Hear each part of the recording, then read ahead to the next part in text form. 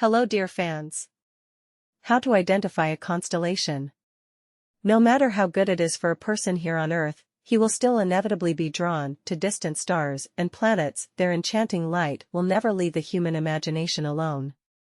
Wise ancestors did a great job. They collected the stars into constellations, conditional groups, that help determine the positions of celestial bodies in the sky. It remains only to learn how to find and define them. Instructions. Step 1. Start learning astronomy. To learn to understand the constellations and be able to determine them in the starry sky, you need to have a general idea of the position of celestial bodies and their movement. Purchase specialized literature, check the relevant sites. View images of constellations and remember how they look. In addition, such literature usually indicates the directions in which to look for stars.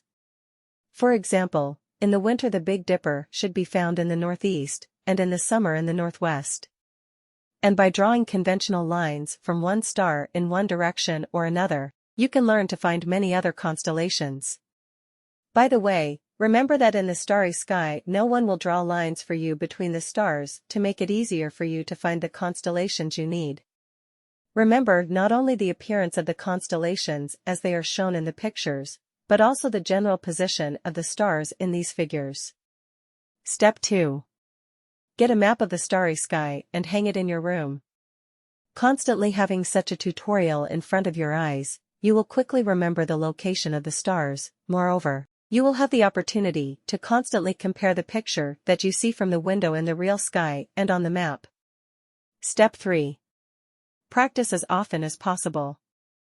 Of course, you will not be able to order the clouds to disperse, since you are impatient to practice your astronomy.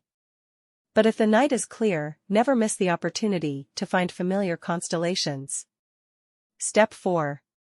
Get a telescope.